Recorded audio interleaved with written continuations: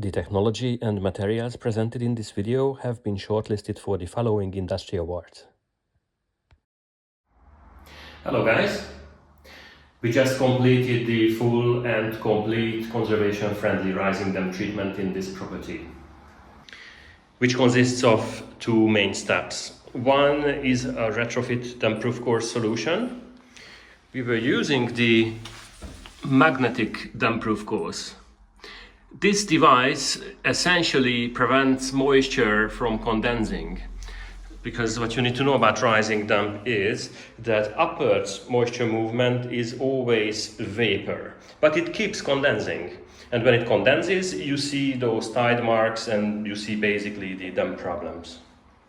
So we have installed this device, and this device keeps all the moisture movement in a vapor form. So that's step one. And step two is removing all non-breathable cement or gypsum or these modern plasters and restoring the breathability of the masonry. We used the Roman waterproofing base coat.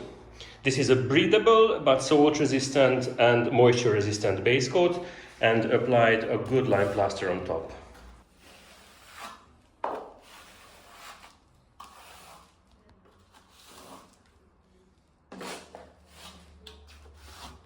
So this is the full and complete conservation-friendly rising dam treatment.